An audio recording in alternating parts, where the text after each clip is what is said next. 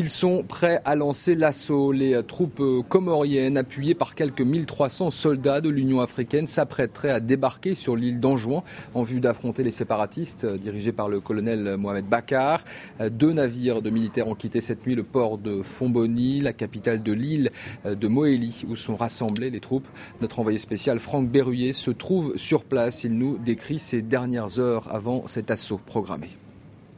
Il semble que les choses s'accélèrent ici. En effet, toute la nuit, des hommes et du matériel ont été chargés sur des bateaux au port de Fomboni, sur l'île de Moélie.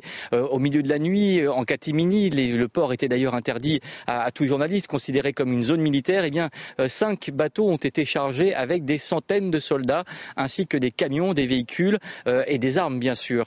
Ces bateaux ont commencé à faire une première rotation aux alentours de 4 heures du matin. Et puis, vers 6 heures, d'autres bateaux sont partis en direction du sud, énormément chargés par tous ces hommes. On pouvait voir d'ailleurs des soldats soudanais avec des gilets de sauvetage orange fluorescent au milieu de tout cette armada.